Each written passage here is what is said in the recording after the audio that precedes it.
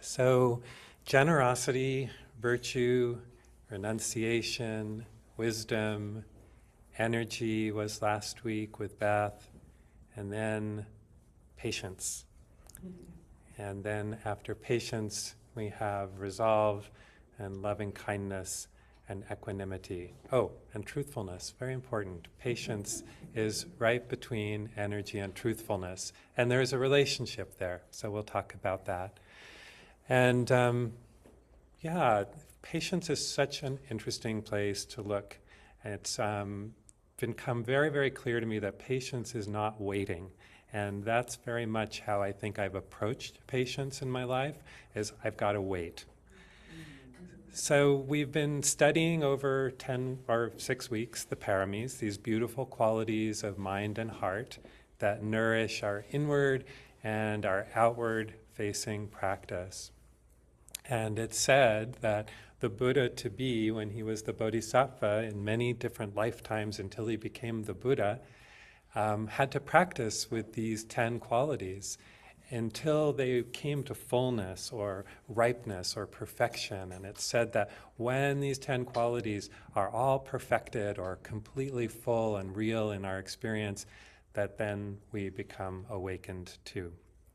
And I love the teaching there that it took the Buddha many, many, many lifetimes. In fact, the legends say it took him countless lifetimes, eons of time to perfect all of these. So we're going to need a little bit of patience for ourselves as we work with them in this life. And so we'll unpack the nuances of the word a little bit first. And I wanted to take a moment and ask you to just reflect what the word brings up for you, patience. So perhaps any charge or stickiness around it. And maybe patience sounds a little like being a doormat or passive. Maybe it feels sort of fake and controlling, like people when we were growing up saying, be patient, be patient. Or people asking us to be patient with the world that's burning up around us. And maybe it feels like a label. Maybe you've been told or you believe yourself to be impatient.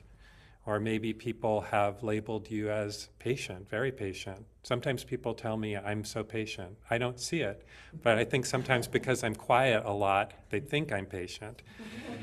But these qualities are not identities. They're not fixed in any of us. And what I feel in my experience is actually quite a range from extremely impatient at times. I'm not the most patient driver, I admit it. And then sometimes I surprise myself with how patient I can be, particularly in relationship. And my level of patience, my expression of patience, my access to patience is directly related to my practice and how I'm working or not working with my mind. So it isn't something that we either have or don't have. And it's not an identity, it's an energy. All of these are energies that can be supported and cultivated or not. So when we worked with our schedule for the paramis, Mary and Jokaya and I, who are the guiding council, and we were assigning who was going to do which one, I realized that I was going to be teaching patience, and I was really happy because I always get energy. Like in the 6 or 7 years that I've been teaching, anytime energy comes up on a list, I get it. And I've never taught on patience before. And I kind of feel like I graduated in some way, because it's been like the universe was saying, Ian, you need to learn energy and spend some time working on it. So maybe I can move on to patience. Or maybe I was patient enough.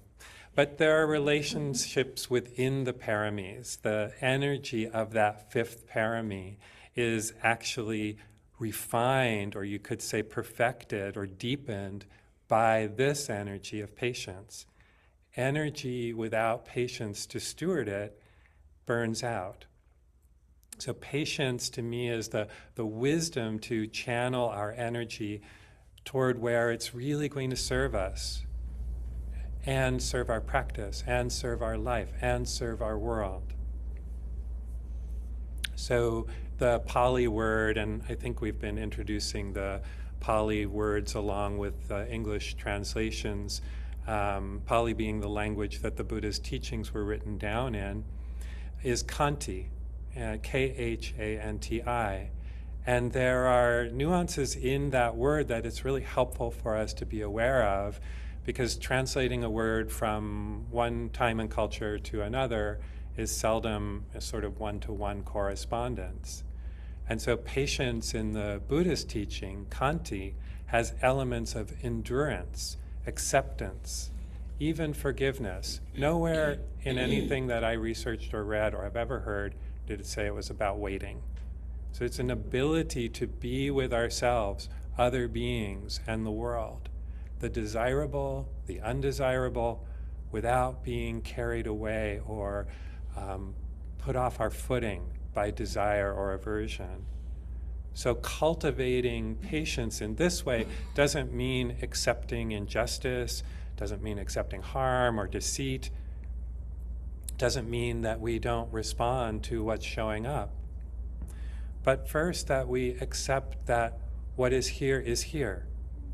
It's a sort of not fighting with reality. And I recently had this experience where I really couldn't fight with reality. I was flying somewhere, and then I was in a 2-hour rental car line on my way to a retreat. And everything so far in the day had been really smooth, and I had plans for like how I was going to drive to the retreat center and the places that I was going to stop. And then suddenly the whole rental car center was filled with lines, and my line was the longest. And it was literally, it took 2 hours to get through the line. There were 2 workers at the counter. Seemed like there were 200 people in this line, and it was moving about 2 inches every 10 minutes. And I didn't even know if when I got to the end of the line, there would still be a car for me. So we had just planned this Parami series, and I knew I'd drawn patience. And so I thought, okay, here's your opportunity. Can you learn from this? And so I tried to pay some attention to what was happening in my body and heart. And the first thing I knew, what I could see, was confusion, like what's happening here? What is this? Trying to understand the situation. And then as soon as I got my view of it, which was, I'm really being inconvenienced, this isn't fair, anger and blame arose, hotness, heat. This shouldn't be happening. I don't want this. I have to wait, and I don't want to wait. And as I've been saying, one of the things I've really learned is that waiting is not patience. The waiting energy, like I was feeling at first in the line, is actually the opposite. Waiting is contracting around a sense of me getting the thing that I want or need. It's attaching to a future outcome, something that isn't here and right now. And so it's like the moment is frozen.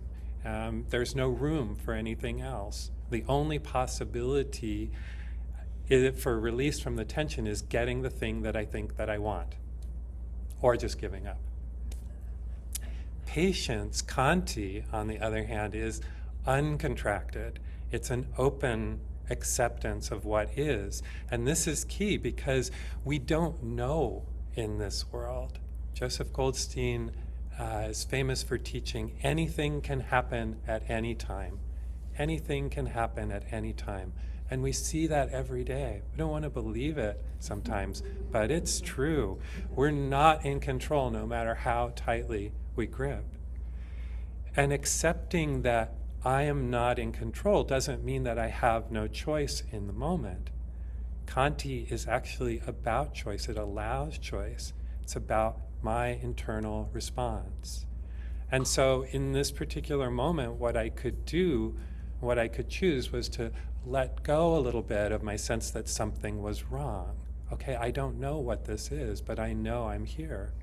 And I brought some self-compassion to the situation. Okay, I don't want this, but here it is. How can I care for myself right now? What's the appropriate response for me? And in that, the moment opened up a bit. Oh, okay, well, first of all, I can practice for my Dharma talk I'm giving in 2 months. I can listen to another Dharma talk. I can call a friend. And I could also recognize that I wasn't alone, that my feelings were a really normal human response to the conditions, and that I was likely sharing them with everyone else who was in the line.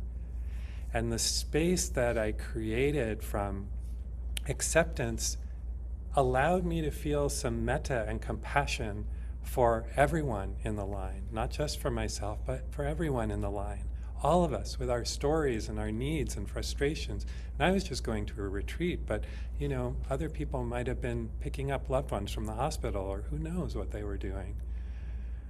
But that became what I was doing. Instead of waiting, I was loving. I was using this situation to feel connection, to feel metta, to feel kindness.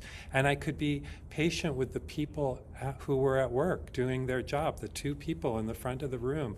And I was just imagining what they were feeling, trying to serve so many people.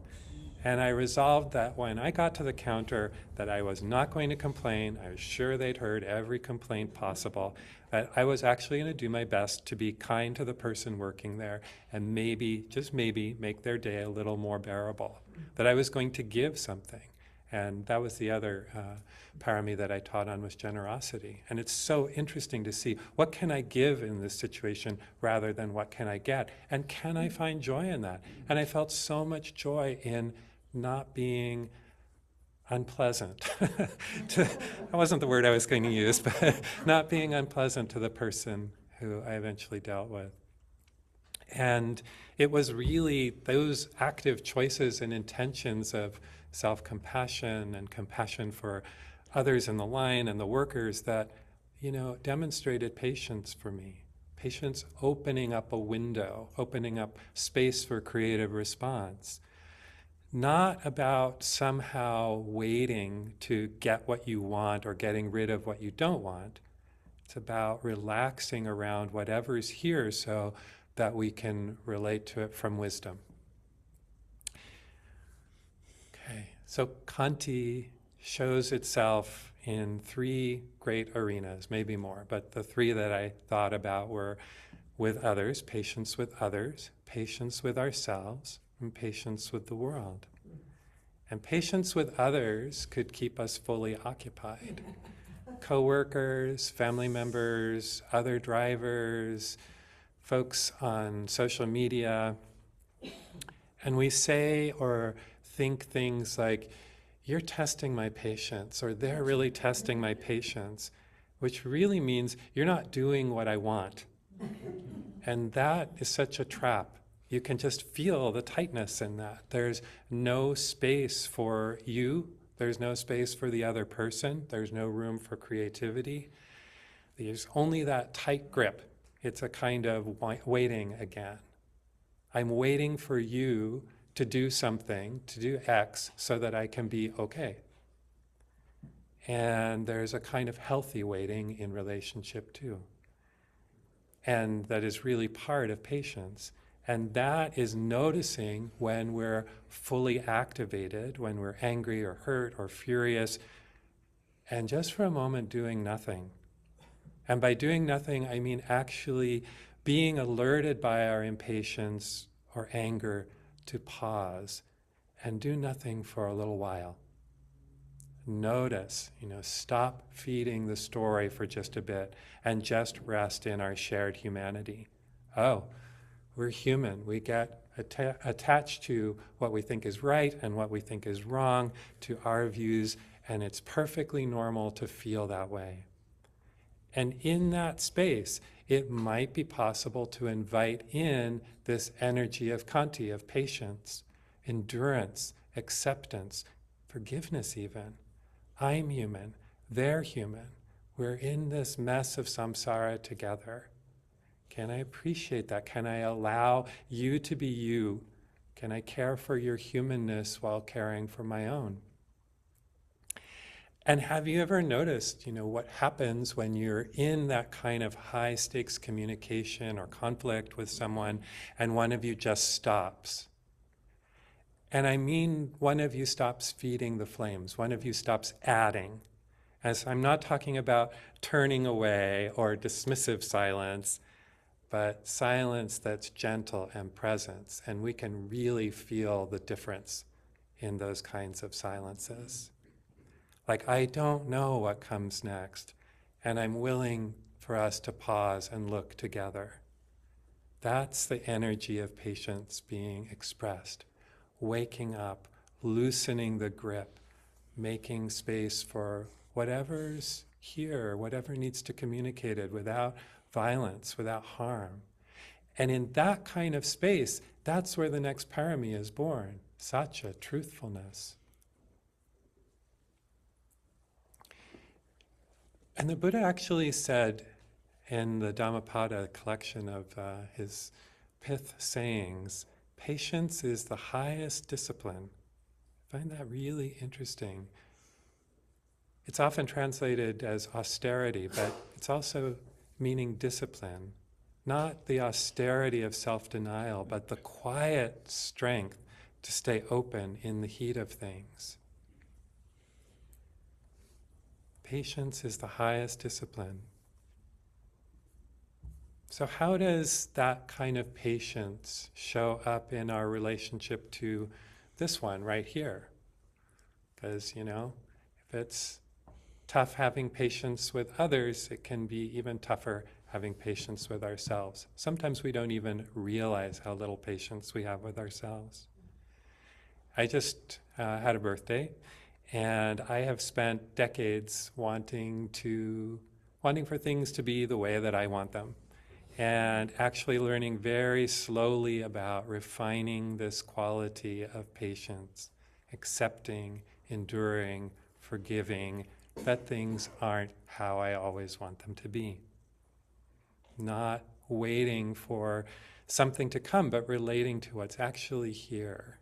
And for those of us who know, an aging body, or a body period, is a great teacher of patience. I learned this week that it could take half a day for me to be able to straighten my index finger. Interesting. Oh, it takes a little bit longer to get out of bed and to get my body moving. Everything takes a little longer. I'm a little more tired.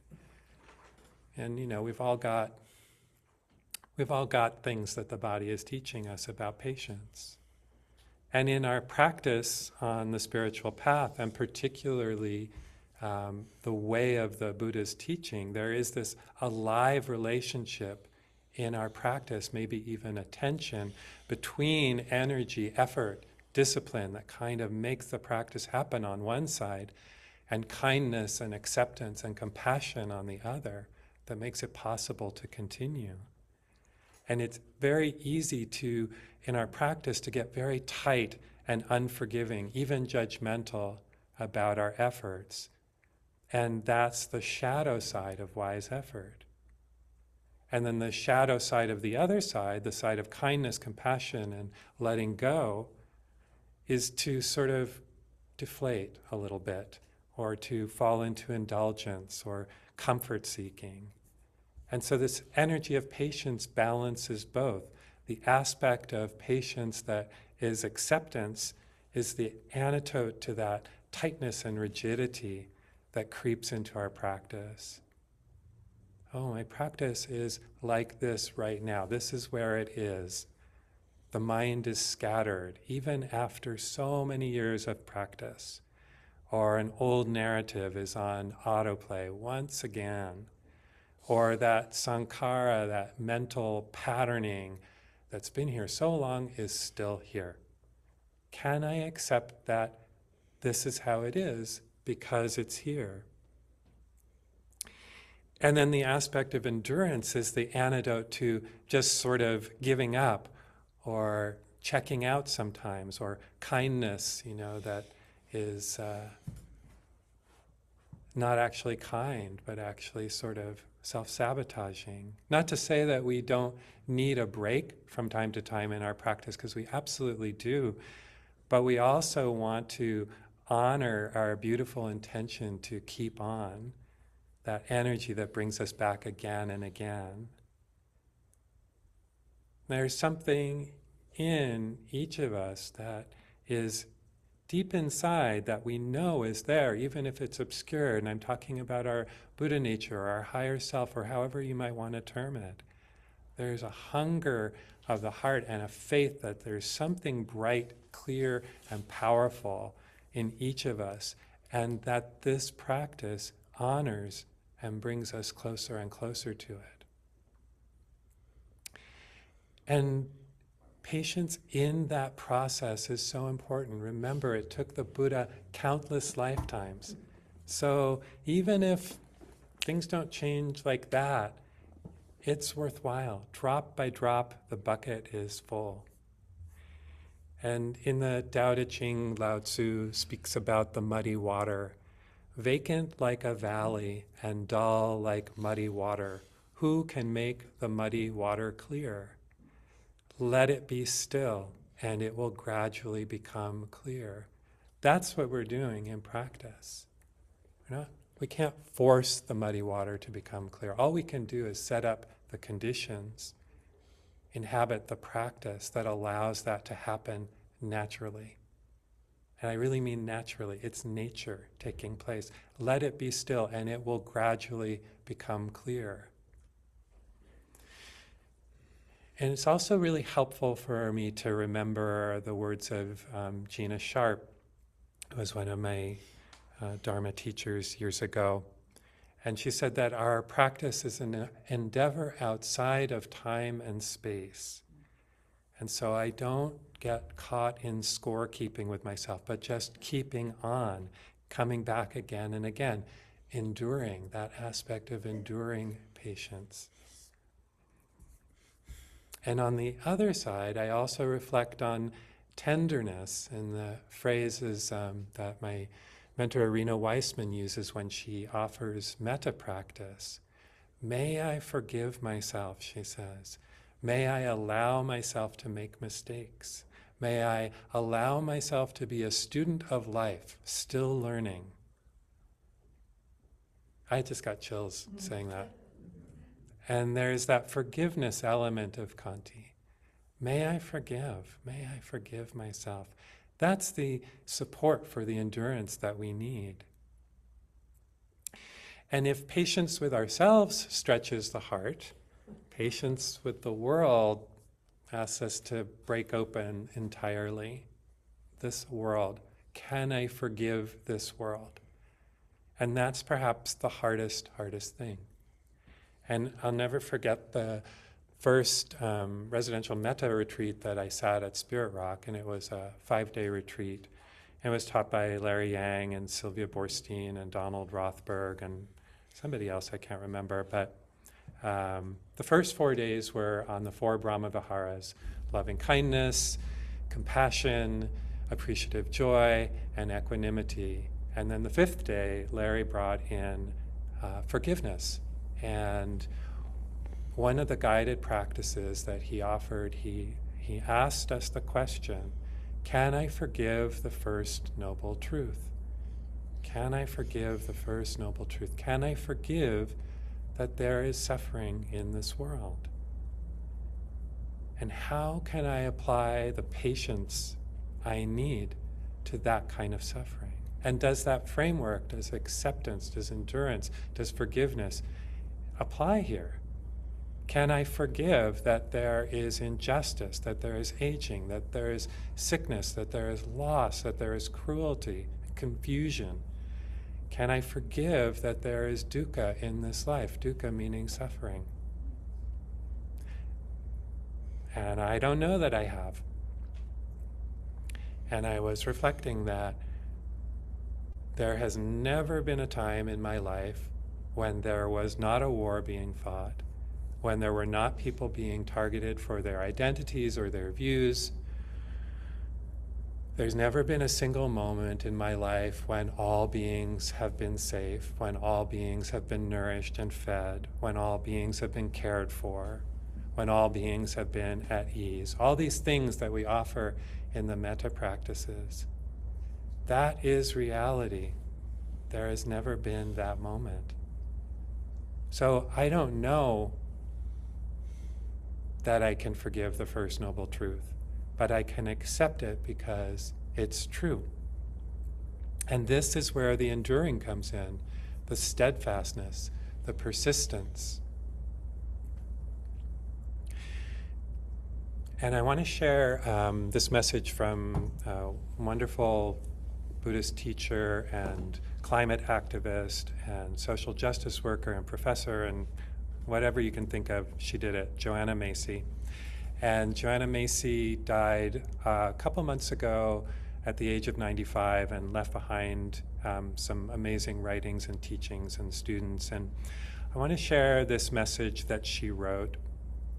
If we are not separate from the living world, then we should act our age. We are 4.5 billion years old in terms of the origin of life, and 15 billion years old in terms of the Big Bang. Every atom and every molecule in every cell of our body goes back that 15 billion years. This is the part. The life that is now beating our hearts and breathing our lungs didn't begin with our conception. Rather, life flows through us. For me, this is a wonderful doorway into equanimity.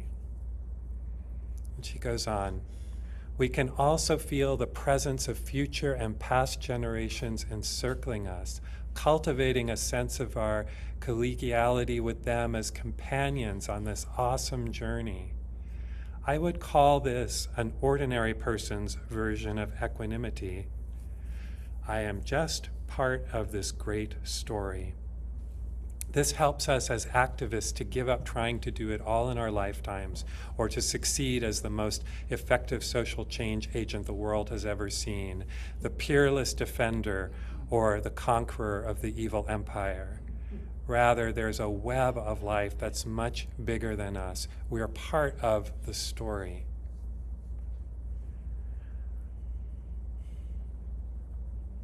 If we practice patience as being passive or powerless, waiting patiently for something outside of ourselves to resolve, if I frame the practice of Khanti in terms of acceptance and endurance and forgiveness, how does that change my world? How does that change the world I experience?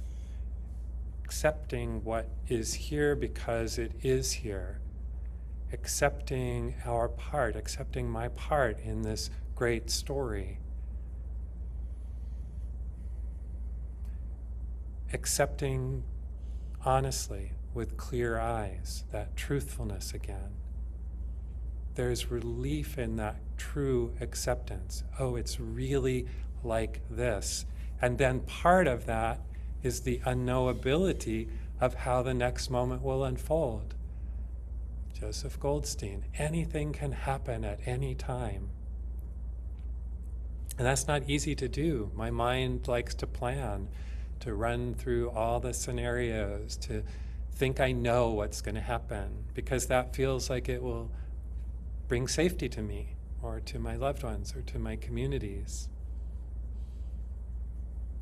But practicing this kind of patience asks me to know that I don't know, to endure, to be steadfast in my commitments to kindness, compassion, letting go. That's all I can do. I can't know the outcome. I have faith, I have trust that kindness and compassion and letting go lead to more of the same in the world. That this is a path worth following. And that's the enduring quality of patience for me. I don't know how this resolves, but this is the direction of resolution for me. Didn't begin with me, doesn't end with me, but while I'm here, I'm going to keep practicing in this direction and take the very, very, very long view, the 4.5 billion year view, remembering that life is not mine.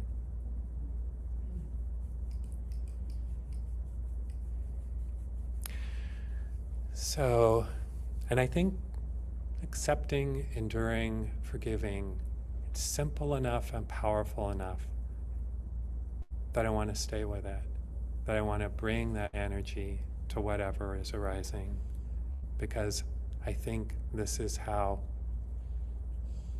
we survive.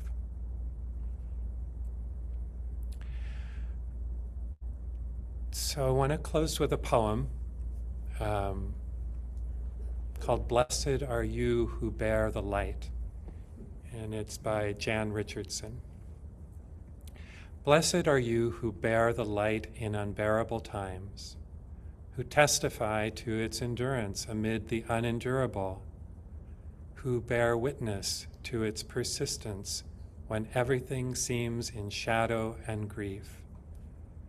Blessed are you in whom the light lives, in whom the brightness blazes, your heart a chapel, an altar where in the deepest night can be seen the fire that shines forth in you. In unaccountable faith, in stubborn hope, in love that illumines every broken thing it finds. Blessed are you who bear the light. So let's just take a couple of moments to just allow the silence to return, and then we'll open the floor.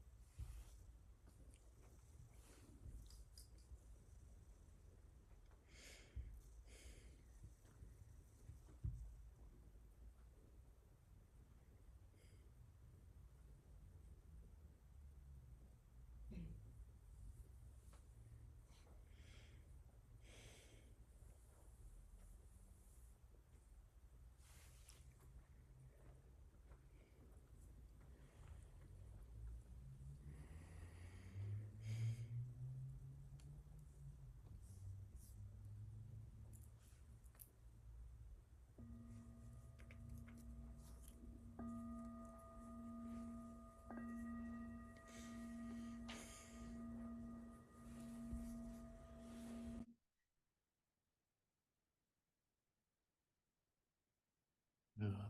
Thank you for practicing and listening and sharing space with each other. And I want to apologize to folks online. I realize I didn't have the right setting for the microphone, so I hope that it wasn't too difficult to hear. And so I'd like to just open the floor for any thoughts or questions or comments that you might have, or ways that patience shows up for you. Oh, good. I'm glad you could hear folks online. So yeah, so just anyone who would like to share, and online folks, please raise your hand if you'd like to, or and I'll get to you. Yeah. So anyway, I'm just aware we need to close because we're over time, and we have to get out of the room at some point. And normally we read this aloud together.